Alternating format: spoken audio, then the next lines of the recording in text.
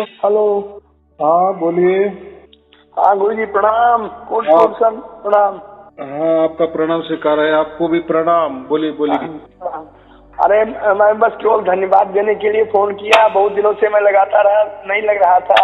आज संयोग था कि लग गया। बहुत अच्छे। मुझे सार शब्द की धुन बराबर आज कई महीने से बराबर चली। पहले भी होता था तो मैं समझ नहीं पाता था कि ये धुन लगातार हो रही तो ये क्या है, मैं उसको नहीं समझ पा रहा था। लेकिन आपके प्रवचनों को लगातार मैं सुनता रहा आज, और वो भी समझ में आ गया। सभी प्रश्न भी हल हो गए कि हाँ ये होता है इस तरह से। तो मुझे खुशी हुई कि आपके धन्यवाद आपको करूं कि आपकी कृपा से हमें ये प्राप्त हो गया, जानकारी मिल गई कि हाँ ये सार शब्द है और लगातार वो 24 घंटे चलती है। तो उसमें कहीं भी कोई भी रुकाव नहीं, कुछ भी नहीं। हम कुछ भी काम करें, कोई भी है, वो लगातार अपना वो जब भी होता है मुझे सुनाई ही देता है। सुनाई क्या, वो अनुभव होता है। अनुभव होता है। हाँ तो अभी क्या है, उसको प्राकृतिक शब्द नहीं ना, और अनुभव भी जो बोलते हैं ना, तो अनुभव भी वो भी सीमित है। अनुभव की परिभाषा हम कहते हैं अरे मुझे अनुभव हुआ, मुझे उसको तेरा अनुभव आ गया, मुझे उसका अनुभव आ गया, तो वो अनुभव सीमित है। लेकिन ये जो अनुभव है ना, ये असीम है, इसको कोई सीमा नहीं है। इसलिए हम उसको 24 घंटा नाम दे देते हैं। 24 माने लगातार, अखंड, निरंतर। हाँ तो ये होता है, बराबर चलती है। और आज मैं, ये पहले भी होता, तो पहले थोड़ा अनुभव नहीं था मुझे उस बात का कि ये कैसी है। लगातार मैं कभी कभी दूसरे से पूछता था कि ये क्या यहाँ ये धुन झिंगुर बजता है कि ऐसा कुछ बोल रहा है। लोगों से पूछता था, ये मुझे बराबर आती है। तो यहाँ कहाँ झिंगुर बोल रहा है, यहाँ कहाँ हो रहा है। क्या हमारे यहाँ पानी का क्षेत्र है, थोड़ा भर जाता है और वहाँ जरा रात में भी झंकाते हैं, तो वो ऐसा कुछ लगभग ऐसा लगता है। तो कहा कि नहीं, ऐसा कुछ नहीं लगता। वो रात में कभी कभी कहीं होता है, लेकिन दिन में तो कहीं कुछ नहीं हो रहा है। तो मुझे लगा कि अच्छा ये तो मुझे ही मिल रहा है, दूसरे को पता नहीं चल रहा है वो। देखो पता की बात तो ये ऐसी है ना, ये तो सभी धर्म ग्रंथ बोलते हैं कि परमात्मा हमारे अंदर है, बाहर है, आजू बाजू है। कौन नहीं बोलता है, सब बोलते हैं ना परमात्मा है। है तो फिर कहाँ है, क्यों नहीं दिखा पाए। तो देखो परमात्मा की लीला परमात्मा ही जाने। जब तक वो उसकी योग माया से हमारे अंदर प्रकट नहीं होता तो हम कैसे जान सकते हैं। लेकिन है इसलिए तो सब बोल रहे हैं ना, सब चिल्ला रहे हैं ना कि है परमात्मा नाम की कोई तो भी चीज है, ईश्वर है, परमेश्वर है, भगवान है, परमात्मा है। लेकिन कोई आज तक उसको ये नहीं करके दिखाया। बराबर अभी समझ में आ गए तो लोग बोलते करे ये कैसा, क्योंकि क्या हुआ, जितने भी आजकल के धर्म ग्रंथ है, धर्म है, पंथ है, गुरुगद्या है, विचारवंत है, आस्तिक है, नास्तिक है, इन्होंने ऐसा समझो कि परमात्मा को एक अज्ञात करके रखा था। क्योंकि देखो एकदम चलो अभी ये तो बहुत बड़ी परमात्मा की कृपा कि कबीर साहब ने 650 बरस पहले लिखा था कि मैं विषम में परमात्मा का राज सबके लिए प्रकट कर दूंगा। बराबर, तो वो प्रकट कर दिए माने सबके अंदर। वो किसी धर्म के द्वारा नहीं, किसी पंथ के द्वारा नहीं, किसी गुरु गद्दी के द्वारा नहीं, किसी गुरु के द्वारा नहीं। बराबर, तो ऐसे ही कहा कि मैं घर घर में जाऊंगा, गुप्त रूप से जाऊंगा और सबके अंदर प्रकट हो जाऊंगा। लेकिन जिसका भाग्य हो गया या जो मुझे चाहता है उसके लिए सबके लिए माने, वो तो फिर उसकी वैल्यू नहीं रहेगी। गुरु जी मैं जब कबीर पंथ में कभी अपने पढ़ते समय, रिसर्च करते समय या और कार्य करते हुए वो उनके उसमें जाता था और लेक्चर वगैरह देता, तो मैं कहता था कि आप लोग पता नहीं क्या क्या कर रहे हैं, और जो उन्होंने सहज योग बताया है, सहज ही मिलता है, वो क्या है, वो तो तुम बता ही नहीं रहे हो। को तुम्हें पता ही नहीं है, उसकी खोज तुमने की ही नहीं है, और ये तमाम सब बस खाना खाना और वो मजीरा वो बजा लेना और वो जो पद को गा लेना, यही करते हो। तो उन लोगों को कभी कभी वो लगता था कि ये हमारे यहाँ आते हैं, इनको बुलाते हैं बोलने के लिए, तो ये अपना दूसरा कुछ बोल देते हैं। लेकिन मैं कहता था, मुझे लगता था कि इन लोगों को किसी को कुछ प्राप्त नहीं हो रहा। भाई मुझे भी नहीं हुआ था, मैं भी नहीं जानता था। नहीं, किसी को ही नहीं, किसी को भी नहीं है। लेकिन कैसा है, देखो गायन की बात है तो ऐसा थोड़ी कि जिसको गायन आता है कि फिर उसको परमात्मा की बहुत बार मालूमात है, बहुत बढ़िया उसको मालूमात हो सकती है, जानकारी हो सकती है, वो अच्छी तरह से गुणगान कर सकता है। उसको गान कहा है ना, गुण और गान, यानी परमात्मा का महिमा मंडी तो कर सकता है, उसकी कला है, उसका आवाज अच्छा है, संगीत अच्छा है, लेकिन उसमें वो परमात्मा के बारे में ही बताएगा, उसका वर्णन नहीं करेगा ना। हाँ, वो परमात्मा का भाव प्रकट करेगा, लेकिन परमात्मा उसके अंदर प्रकट नहीं हो सकता, या उसको परमात्मा उसके अंदर प्रकट है ऐसा नहीं हो सकता। बराबर। मैंने कबीर पर रिसर्च भी कराया और वो भी वगैरह, लेकिन जो मैं ढूंढ रहा था कि उनके ही पुस्तकों में उस तरह का चीज तो लिखी नहीं थी। वो सबके वर्णन तो लिखे हुए हैं, लेकिन ये कैसे प्राप्त होगा, ये तो कुछ नहीं ऐसा। ये था कि स्वयं से ही प्राप्त होगा या उन्हीं से मिलेगा। तो अब वो कब मिलेगा, किस समय मिलेगा, तो जो उन्होंने बताया इस समय मिलेगा, उस समय की प्रक्रिया मुझे थी, लेकिन कुछ भेद जो था वो जरूर थोड़ा सा खुलना था। तो वो तो आपके द्वारा ही, आपके ही प्रवचनों में वो खुल गया। और भेद क्या था? 2-3 प्रवचन आपके सुने थे, उसके बाद वो शुरू हो गया। हाँ, तो देखो किसी को 2 प्रवचन में होते हैं, किसी को 10 प्रवचन, किसी को 50, तो किसी को होता ही नहीं है प्रकट। अभी वो तो देखो, मैं तो कुछ नहीं कर सकता। बराबर। हाँ, फिर वो तो गुरु गद्दी से ऐसा काम हो जाएगा, तुम मेरे पास आ जाओ, मेरा गंडा तोड़ा पहनाओ, मेरी चरणामृत ले लो, मैं तुमको मंत्र दे दूंगा, कोई ध्यान साधना दे दूंगा, कोई विधि बताऊंगा, निकालो मेरी दक्षिणा। वो खेल नहीं है ऐसा। किसी देखो, अगर वो गुरु परमात्मा को मिलवा दे रहा है तो वो दक्षिणा क्यों लेगा? फिर चलो पेट भरने के लिए ठीक है, लेकिन वो भटकता क्यों फिरता है? भाई परमात्मा का काम परमात्मा को करने देना। वो तो उसने तो 35 लाख ब्रह्मांड बने हैं। बराबर। और बना के मस्त आराम से बैठा है, तो तू क्यों उसके लिए कर रहा है? अगर परमात्मा कहे ना कि मैं घर घर में जाऊंगा, क्यों कहा? तो उसको मालूम है, ऐसा समझो कि कल्पना करो कि घोर कलयुग में क्या क्या होने वाला है। कोई किसी पे ऊपर भरोसा नहीं रखेगा, कोई परमात्मा पे एकदम खड़ा हो जाएगा ना सामने, तो भी बोलेगा कोई शूटिंग बीटिंग चालू है क्या यहाँ, ऐसा कहेगा, कोई विश्वास नहीं करेगा। और समझो किया भी तो बोलेगा ये करके दिखाओ, वो करके दिखाओ, ये पत्थर उठा के दिखाओ, ये बिल्डिंग हिला के दिखाओ, मुझे हवा में तैर के दिखाओ, या मुझे स्वर्ग में लेके चल, मुझे इधर तो समझेंगे, यानी संशय लेगा वो। और परमात्मा कोई तमाम परीक्षाएं करेगा।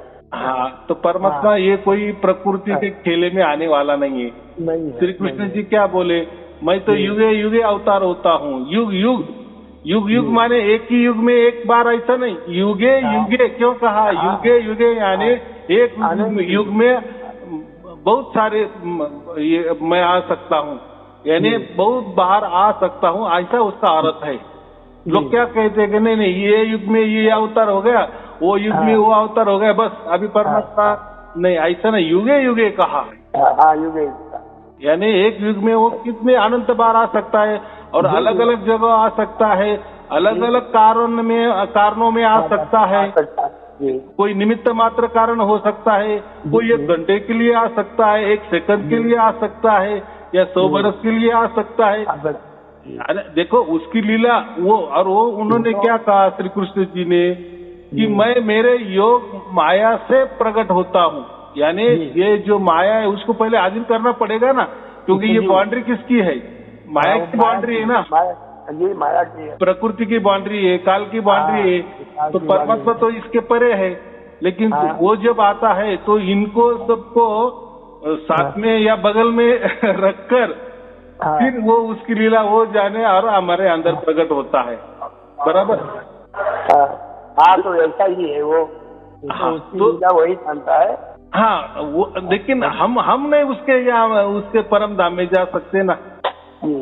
हम कैसे जाएंगे? हमारी इतनी औकात भी नहीं है और इतनी ताकत भी नहीं है, हमको इतनी शक्ति भी नहीं है। हम खुद ही एक इसमें जकड़े हुए हैं, माया के बंधन में जकड़े हुए हैं, प्रकृति के बंधन में जकड़े हुए हैं, काल के बंधन में जकड़े हुए हैं। हमारी कोई तो भी सीमा है। बराबर। हम एक गांव से दूसरे गांव भी नहीं जा सकते गाड़ी के सिवा। तो परमात्मा तो बहुत लंबी की बात है। हाँ परमात्मा तो बहुत जो सीमा से रहित है। हाँ उसको सीमा ही नहीं। ये सीमा वगैरह दूरिया नजदीकियां यहाँ वहाँ ये बातें तो प्रकृति वाली है। उसके लिए यहाँ वहाँ नहीं, वो बस उसको परम धाम उसका शब्द है। जी। हाँ लेकिन जिसके अंदर भी प्रकट हो जाता हूँ मैं, उसको मेरे परम धाम में लेके जाता हूँ, ऐसा कहा है। बराबर। तो वो जब प्रकट होता है तो वो योग माया से प्रकट होता है। यानी योग जो माया है, प्रकृति है, उसको उनको समझदारी से या उनको उनके सहमति से या उनको क्या वो करेगा। देखो उनका तो बॉस है, प्रकृति का बॉस भी वही है, काल का बॉस भी वही है, सबका बॉस है, सबका बॉस है। हाँ जब ऐसा होता है ना, जैसे पंतप्रधान इसमें जाता है, रोड से गुजरता है तो सभी रास्ते ब्लॉक करते हैं, सब सिग्नल ग्रीन लगा देते हैं। जी हाँ। ऐसा क्यों होता है? अरे वो बॉस है, उसके लिए क्या नियम है? हमारे लिए नियम है। पंतप्रधान के लिए कैसा नियम होगा? कोई नियम नहीं। हाँ तो यही वैसा है। तो परमात्मा बराबर आता है तो उसके लिए कोई नियम, प्रकृति आड़ंगे नहीं आड़ती, काल भी आड़ंगे नहीं करता। नहीं आता। काल कुछ कर ही नहीं सकता। हाँ कि तुम्हारे बच्चों को मिलने आए ना, बस वो आता है, वो आ सकता है। लेकिन बच्चा नहीं उसके पास जा सकता है, लेकिन जाएगा कब? मरने के बाद। बराबर। लेकिन वो भी पहले क्यों परमात्मा बच्चों के पास आता है? तो उसका सब कुछ देखता है ना, इसने क्या क्या किए, क्या क्या नहीं, कितनी बार मुझे पुकारा, नहीं पुकारा, इसको मेरी जरूरत है नहीं कि अभी तक और इसको खेलना है या 84 लाख योनि में खेलना है तो खेलने दो। अगर वो नहीं अभी नहीं बोल रहा है तो बात अलग है। बराबर। तो फिर उसको हम क्या कहते, उसका भाग्य हो गया। फिर वो उसकी अक्ल ठिकाने पे आती है, फिर वो यहाँ वहाँ करता है और उसका भाग्य होता है तो फिर वो बराबर प्रकट हो जाता है परमात्मा। कितना सीधी बात है, उसमें कुछ नहीं। और वो जो सहज का है ना, सहज योग और सहज समाधि, ये प्रकृति में एक सहज होता है। जैसे हवा सहज में चल रही है, पानी सहज में उपलब्ध है, ये हो गया प्रकृति वाला। लेकिन वो जो कहा है ना सहज समाधि और सहज योग, वो उनकी तरफ से कहा है। यानी वो सहज मिल जाता है। जैसे हमने समझो 1 रुपए की लॉटरी काटी तो निकाली तो 1 करोड़ हमको मिल गया। तो अभी देखो उसमें तो हमने 1 रुपए ही डाला ना। 1 रुपए की लॉटरी खरीदी लेकिन हमको 1 करोड़ मिल गया। तो ये बाकी पैसा क्या होगा? सहज में आ गए ना। उसके लिए हमने कोई प्रयत्न नहीं किया, कुछ नहीं की।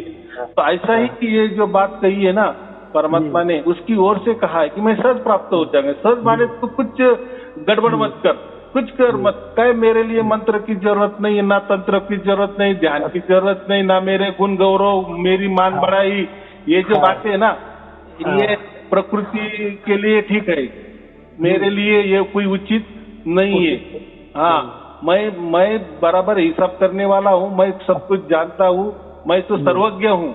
बराबर। मैं तो पूरा ज्ञानी हूँ। कब तुझे प्राप्त होना है, कब नहीं होना है, नहीं होना है, क्यों नहीं होना है, ये सब होता है। बराबर। उसका खेला वो जाने।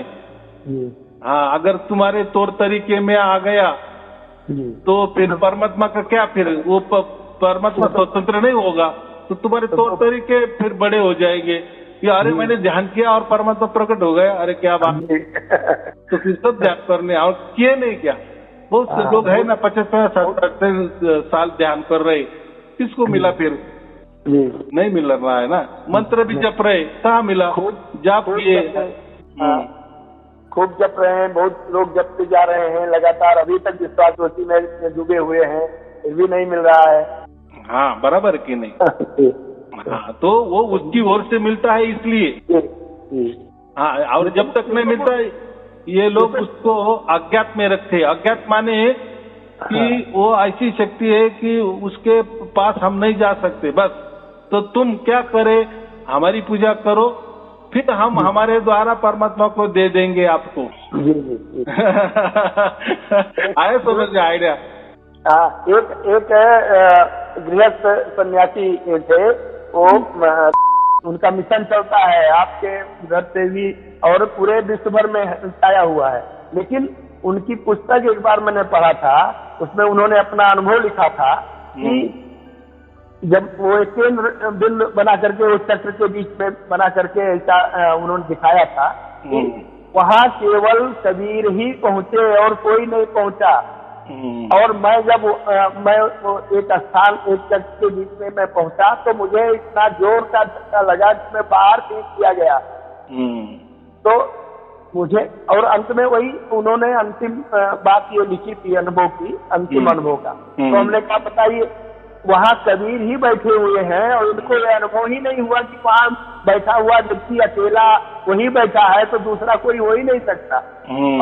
और ये वहाँ जा नहीं सके क्योंकि इनको बाहर फेंक दिया गया। तो क्यों फेंक दिया गया, ये उनको अनुभव नहीं हुआ वो बात का।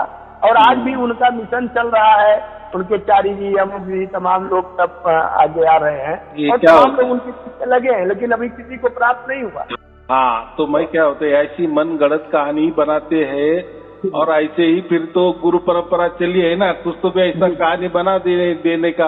भाई तुमको प्राप्त हुआ, तुम स्वर्ग में गए, हमको भी क्यों नहीं लेके जा रहे? तुम सतलोक में गए, फिर हमको क्यों नहीं लेके? आपको वहाँ कबीर जी देखे, फिर हमको भी दिखनी चाहिए ना। चलो हम वहाँ नहीं जा सकते, आप नीचे उसको बुलाओ ना। तो ये सब बकवास बातें हैं, ऐसा कुछ नहीं होता ना। वहाँ कबीर जी है और ये है, ऐसे कुछ दिखता नहीं है। देखो, वो अगर कालातीत है, समयातीत है, प्रकृतितीत है, भाषातीत है, तो ये बोलने में, देखने वाली बात ही नहीं है वो होती ना। देखो, हर जो समझो अमेरिका है तो उसका कानून अलग है, हमारा कानून अलग है, हमारा चलन अलग है, दूसरों का चलन अलग है। तो वैसा ही प्रकृति की बात अलग है। हम क्या करते हैं, प्रकृति के ही तौर तरीके से, प्रकृति की ही नियमों से परमात्मा की बातें करते, तब हमें समझता है कि ये बकवास बात है। तुम्हारे ये जो जितने भी लाखों करोड़ों जो तौर तरीके है ना प्रकृति में, या नियम है ना, तो ये वो उसके परे है। तो क्या ये अंदाजे लगा सकते कि मैं वहां गया, मैं यहाँ गया? ऐसे तो बहुत सारे कहानियां हैं। कोई बोलता मैं मंगल ग्रह पर गया, मैं यहाँ गया, मैं वहां गया, मैं सतलोक में गया। तो ये सब बातें मनगढ़ंत है। उसका कोई क्या बोलते हैं, अभी क्या है, अभी वो बता रहा है हमको। हाँ बोलने के सिवा क्या है? हाँ, कुछ नहीं, उसकी मान बढ़ाई हो रही है, बाकी क्या है? बस कुछ नहीं। क्या आपको ऐसा लगता है कि सभी लोग दुनिया में सच बोलते हैं? मैं बोलता हूँ दुनिया में 100 में से 99.99% झूठे लोग रहते हैं। और ये तो कलाकारी दिखा रहा है भगवान की, यानी वो कितना श्रेष्ठ हो गया, वो जाके आया। तो ये जाने दो, ये ऐसा नहीं है, ऐसे बहुत है। आप अगर कोई संस्था होगी ना, आध्यात्मिक संस्था, उनके जो बुकलेट होते हैं ना, बुकलेट के पीछे ये प्रकरण रहता ही है, भक्तों के अनुभव, साधक के अनुभव। तो देखो उसमें क्या लोग पे लड़ाते हैं, बहुत कुछ चीजें मिलती है इसी तरह की। हाँ, तो उससे क्या होता है, फिर उससे लोग जुड़ते हैं, मालूम है? प्रभावित होते हैं, फिर उनके यहाँ जाते हैं, उनके ही तौर तरीके को अपनाना शुरू करते हैं कि हमको ही शायद मिल जाएगा। हाँ, तो मुझे इतना ही कहना, ये जो जीवन है ना हमारा, हम चल रहे हैं ना, ये प्रकृति के अपना प्रारब्ध की वजह से चल रहा है। तो कोई नास्तिक हो, आस्तिक हो, देखो नास्तिक को भी उतना ही दुख होता है, या और आस्तिक को भी उतना ही दुख आता है।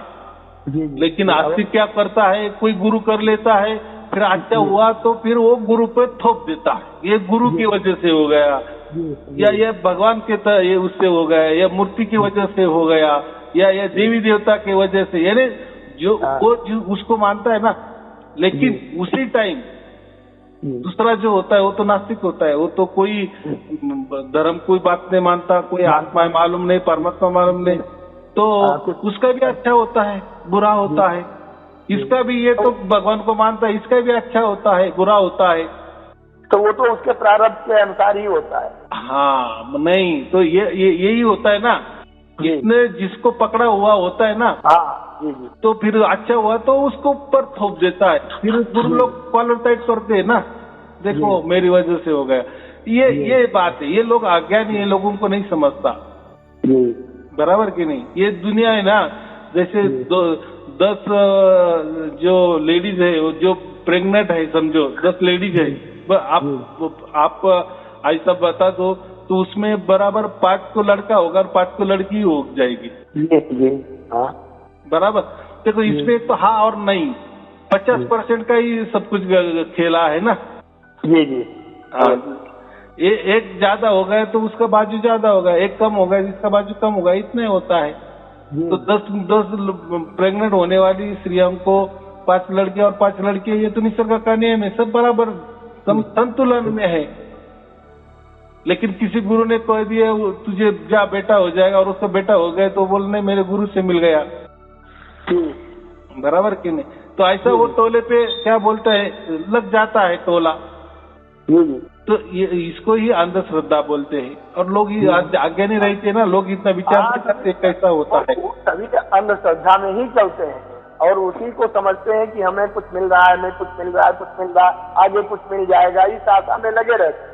और देखो सबसे महत्वपूर्ण बात, अंधश्रद्धा में ढकेलने वाले ये गुरु लोग ही होते हैं, गुरु लोग हैं जी।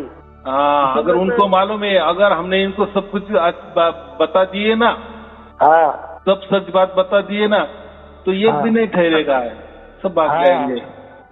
तो इनको ऐसा ही बताना पड़ता, हाँ ये ऐसा है, ऐसा है, हाँ बराबर है, बराबर है, ऐसा कह के ही कभी वो भक्तों की अंधश्रद्धा दूर करने का ये नहीं करेगा, भाई ऐसा नहीं होता, परमात्मा तू बोल रहा है ना, या ऐसा मुझे दिखाओ, ऐसा नहीं, ये सब झूठ है, ऐसा नहीं होता, क्योंकि गुरु को ही पता नहीं ना, आया किस समझ में। वो बेचारा तो उसकी श्रद्धा से उसको क्या क्या दिख रहा है, आंखों से दिख रहा है, आंख बंद करके भी दिख रहा है, तो उसका भाव है, उसकी जैसी कल्पना की है गुरु के बारे में कि तो उसको दिखता है, तो गुरु को हाँ के सिवा क्या कर सकता है। लेकिन कोई गुरु ऐसा कहता नहीं कि नहीं ये भाई तू अंधश्रद्धा है, ऐसा कुछ नहीं होता, ऐसा कोई गुरु ने दुनिया में कहता है, कोई नहीं कहता, कोई नहीं कहता। चाहे स्टेज में बहुत अच्छा प्रवचन करेगा, चाहे स्टेज में इतनी बातें झाड़ेगा कि आपको ऐसा लगेगा बाप रे, ये तो शंकराचार्य के बाद यही आ गया है, कितनी इसकी वेदवाणी है, उपनिषद की बातें करेगा। और प्रैक्टिकल में देखो ना, सब अंधश्रद्धा का बाजार, सब अंधश्रद्धा, कोई मंत्र दे रहा है, कोई तंत्र दे रहा है, कोई साधना बता रहा है, तो कोई क्या बता रहा है, क्या है। देखो ये इसलिए ऐसे मंत्र निकले हैं या कोई साधना निकली है, उसका उद्देश्य अलग था, ये नहीं लोग समझते। तो ये ऐसी बात है, बहुत अच्छी बात है, आपको प्राप्त हो गया। आप जैसे जैसे आप प्रवचन सुनते जाएंगे तो आपको ही मन करेगा कि हाँ भाई कोई गुरु का शिष्य नहीं बना तो मैं एक संत ही बना। संत का काम ही होता है कि अंधश्रद्धों के खिलाफ ये करना, पाखंड का उजागर करना, पाखंड को हटाना, बराबर करें। तो यही बात होती है संतों की। देखो जितने भी संत हो गए ना, उन्होंने यही काम किए। उन्होंने कोई धर्म की स्थापना नहीं की, कोई पंथों की स्थापना नहीं की, कोई गुरुगति की स्थापना नहीं की, बराबर। और जो भी बताते थे तो सत्य ही बताते थे, बराबर। बिल्कुल। और पाखंड के ऊपर प्रहार करते थे। आजकल के गुरु लोग पाखंड के ऊपर प्रहार करते हैं, लेकिन प्रवचनों में और प्रैक्टिकली में क्या करते हैं, वही करते हैं जो वो लोग करते हैं, बराबर कि नहीं। सभी वैसे नहीं है, लेकिन है, समझ रहे हैं। अभी क्या किसकी गिनती करो, किसको नाम लियो, किसका नाम लियो, और क्या करना है हमें। लोगों को अगर पसंद आता है, अगर उनके नसीब में ही लिखा है वो उनके पीछे जाना, तो हम तो जाएंगे ही। हम नहीं रोक सकते, बराबर। किसी का भाग्य हम कैसे बदलेंगे? वो तो भाग्य लेके आया है ना, उसका प्रारब्ध लेके आया है ना। हाँ, अपने प्रारब्ध के साथ ही आएगा। हो सकता है पिछले जन्म में इसने उसको ठगा होगा गुरु को, अब वो गुरु इसको ठगा रहा है ये जन्म में। बाकी बातें क्या है, बराबर। ऐसे ही हो रहा है ना, फिटम फाट हो रहा है, कर रहे हैं। चल, उसका फल उसको मिल रहा है। लेकिन हमारा अच्छी बात है कि परमात्मा हमको ये घोर कलयुग में मिल गया, जल्दी मिल गया, हमारा नंबर जल्दी लिख गया, मिल गया, बस। अब अनंत काल के लिए हमें मोक्ष मिल गया। अभी कहीं किसी की चिंता नहीं करनी, हमारा ही देखना है, बराबर। लोगों को पीछे नहीं पड़ना है। अगर जो समझदार है, देखो समझदारी को इशारा काफी होता है, ऐसा कहते हैं ना। जी जी, है ये। वो तो जिसको समझना है ना, वो फटाक से समझ भी जाता है। जी जी। हाँ, यानी आप जैसे बोलेंगे तो उसको फटाक से समझ में आएगा। तो समझने का, हाँ अभी इसका भाग्य पूरा हो गया, इसको बराबर परमात्मा का संदेश फटाक से समझ में आ गया। हाँ, और ये अलर्ट हो गया, बराबर। बाकी तो फिर इसमें रह गए कि ये मुर्गा पहले कि अंडा पहला, ये ऐसा कैसा। हमारे गुरु ने कहा, वो तो तर्क में फंसे रहते हैं। हाँ, हमारे गुरु ने तो ऐसा नहीं कहा, हमारे धर्म ग्रंथ में ऐसा तो नहीं कहा, हमारे धर्म तो ऐसा नहीं है, हमारे गुरु गद्दी तो ऐसा नहीं है। आपका ये आधार क्या है? हमारे गुरु तो प्रवचन करते, तो हर इसका पुरावा देते हैं, प्रूफ देते हैं। अरे देते तो क्या, ये तो रेडीमेड ज्ञान है। वो उनकी बात सच है, इसलिए वो तो सहारा ले रहे हैं ना। अगर उनकी बात सच है तो सच को क्या सहारा लेने की जरूरत है? मुझे बताओ। मैंने इतने 500-600 प्रवचन किए, मैं तो नहीं किसी सहारा लेता हूँ, किसी साकिया का नहीं लेता, श्लोक का नहीं, क्योंकि सच है ना। तो मेरा सच होके मैं क्यों आपको बताऊं कि ये श्लोक ऐसा है, ये साकिया में ऐसा कहा गया है, बराबर कि नहीं? हाँ, जिसको मन में ही मालूम है कि सब कुछ झूठ है, लेकिन बोलना है तो फिर वो उसका झूठ सच करने के लिए संतों का सहारा लेता है, संतों के साकिया का सहारा लेता है, बराबर। अपने विचारों को पुष्ट करने के लिए वो दूसरे के विचारों को भी लेकर किसी को आधार बनाता है। हाँ, लेकिन एक कभी बात रखना कि सत्य को किसी की जरूरत नहीं होती, बराबर। सत्य क्यों आधार लेगा? फिर वो सत्य नहीं होगा, वो अगर दूसरों का आधार ले रहा है तो। तो देखो आजकल तो बहुत गुरु लोग कितने प्रवचन कर रहे हैं, पंडल प्रवचन सभी लोग किसी के आधार पे करे। कोई धर्म ग्रंथ के आधार पे कर रहा है, कोई धर्म के आधार पे कर रहा है, कोई पंथ के आधार पे कर रहा है, कोई परंपरा के आधार पर। वो सब केवल अर्थ प्राप्त करने के लिए ही करता है, और जनता उसको समझती नहीं। हाँ, साकिया का आधार लेता है, और लोगों को लगता है कि नहीं इन्होंने देखो ना कितना महान अभ्यास किया है। कुछ अभ्यास नहीं किया, इनका अभ्यास इतना ही हुआ है कि अपनी बात सच करने के लिए वही दोहे निकालते हैं उनके फायदे के। उसके विपरीत भी बहुत सारे दोहे होते, वो नहीं उठाते। तो ये चल रहा है। ये ऐसा समझो सब कमर्शियल हो गया आजकल। धंधा बोल रहे ना हम, धंधा हो गया। तो चलो कोई चिंता की बात, तो ये चलता ही रहेगा। इसको तो घोर कलयुग कहते नहीं, तो फिर किसको कहेंगे घोर कलयुग? यही घोर कलयुग। हाँ, ये सब उल्टा पुल्टा देखने को मिल रहा है ना, इसलिए तो समझ में आ रहा है कि हाँ सचमुच में कबीर साहब ने क्यों बिसम में राज खोल दिए। उन्होंने तो कहा हम घोर कलयुग जब आएगा तब हम आकर के ये सब। चलो ठीक है, फिर शुभाशीर्वाद। सत साहेब जी। आशीर्वाद बना रहे हैं ऐसे। हाँ, कोई चिंता की बात नहीं। चलो शुभाशीर्वाद। सत साहेब जी।